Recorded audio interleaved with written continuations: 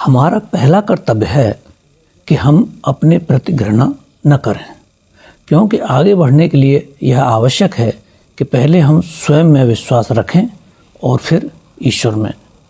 जिसे स्वयं में विश्वास नहीं, उसे ईश्वर में कभी भी विश्वास नहीं हो सकता। अतएव हमारे लिए जो एकमात्र रास्ता रह जाता है वह यह कि हम समझ लें कि कर्तव्य तथा सदाचार की धारणा विभिन्न परिस्थितियों के अनुसार बदलती रहती है। यह बात नहीं है कि जो मनुष्य अशुभ का प्रतिकार कर रहा है वह कोई ऐसा काम है जो सदा और स्वभावतः अन्यायपूर्ण है, वरन भिन्न भिन्न परिस्थितियों के अनुसार अशुभ का प्रतिकार करना उसका कर्तव्य ही हो सकता है।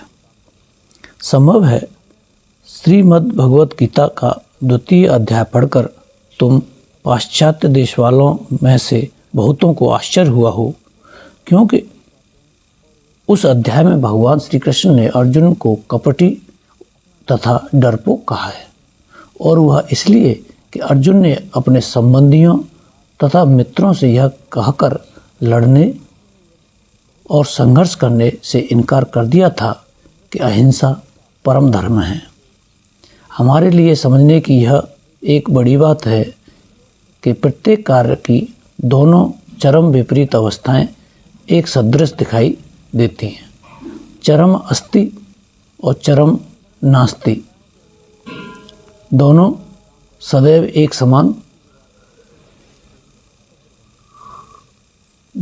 एक समान दिखाई देती हैं। उदाहरणार्थ, आलोक का स्पंदन यदि अत्यंत मृदु होता है तो हम उसे नहीं देख सकते, और इसी प्रकार जब वह अत्यंत द्रुत होता है तब भी हम उसे देखने में असमर्थ होते हैं। शब्द के संबंध में भी ठीक ऐसा ही है। न तो उसके बहुत मृदु होने पर हम उसे सुन सकते हैं और न उसके बहुत उच्च होने पर। इसी प्रकार का भेद प्रतिकार और अप्रतिकार में है। एक मनुष्य इसलिए प्रतिकार नहीं करता कि वह कमज़ोर है, सुस्त है, असमर्थ है। दूसरी ओर एक दूसरा मनुष्य है जो यह जानता है कि यदि वह चाहे तो ज़बरदस्त प्रतिकार कर सकता है, परंतु फिर भी वह केवल अप्रतिकार ही नहीं करता, वरन अपने शत्रुओं के प्रति शुभ कामनाएं भी प्रकट करता है। अतः वह मनुष्य जो दुर्बलता के कारण प्रतिकार नहीं करता पापग्रस्त होता है तथा इसलिए अप्रतिकार से कोई लाभ नहीं उठा सकता। परंतु दूसरा मनुष्य यदि प्रतिकार करे तो वह भी पाप का भागी होता है। बुद्ध ने जो अपने राज वैभव तथा सिंहासन छोड़ दिया उसे हम सच्चा त्याग कह सकते हैं, परंतु एक भिखारी के संबंध में त्याग का कोई प्रश्न ही नहीं उठता, क्योंकि उसके पास तो त्याग करने को कुछ है ही नहीं। अतएव जब हम अप्रतिकार तथा आदर्श प्रेम की बात करते हैं तब यह विशेष रूप से नज़र रखना आवश्यक है कि हम किस विषय की ओर लक्ष्य कर रहे हैं। हमें पहले यह ध्यानपूर्वक सोच लेना चाहिए कि हम में प्रतिकार की शक्ति है भी या नहीं। तब फिर शक्तिशाली होते हुए भी यदि हम प्रतिकार न करें तो वास्तव में हम एक महान कार्य करते हैं।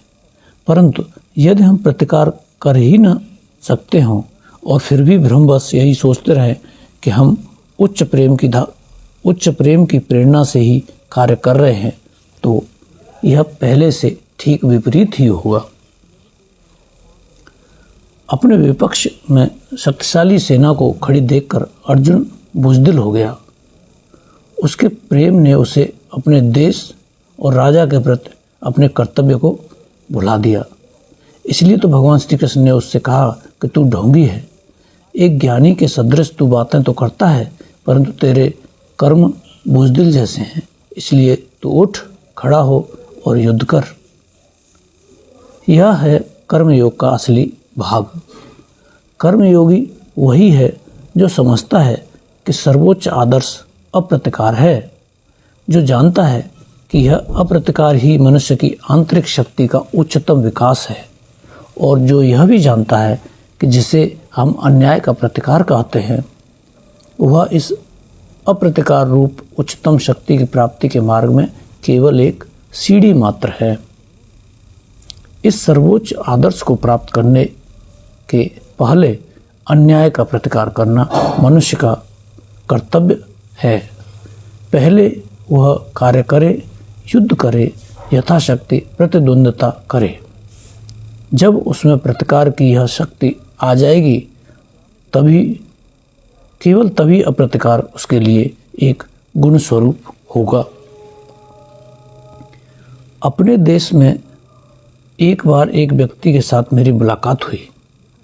मैं पहले से ही जानता था कि वह आलसी, बुद्धिहीन और अज्ञ है। उसे कुछ जानने की स्पृहा भी न थी। सारांश यह है कि वह पशुवत अपना जीवन व्यतीत करता था। उसने मुझसे प्रश्न किया, भगवान की प्राप्ति के लिए मुझे क्या करना चाहिए? मैं किस प्रकार मुक्त हो सकूंगा? मैंने उससे पूछा, क्या तुम झूठ बोल सकते हो? उसने उत्तर दिया, नहीं। मैंने कहा, तब तुम पहले झूठ बोलना सीखो। पशुवत अथवा एक लट्ठे के सदृश जड़वत जीवन यापन करने की अपेक्षा झूठ बोलना कहीं अच्छा है। तुम अकर्मण्य हो। अवश्य तुम उस सर्वोच्च निष्क्रिय अवस्था तक पहुँचे नहीं जो सब कर्मों से परे और परम शांतिपूर्ण है। और तो और तुम इतने जड़भावापन्न हो कि एक बुरा कार्य करने की भी तुम में ताकत नहीं। अवश्य इतने तामसिक पुरुष बहुधा नहीं होते, और सच पूछो तो मैं उससे मजाक ही कर रहा था। पर मेरा मतलब यह था कि संपूर्ण निष्क्रिय अवस्था या शांत भाव प्राप्त करने के लिए मनुष्य को कर्मशीलता में से होकर जाना होगा।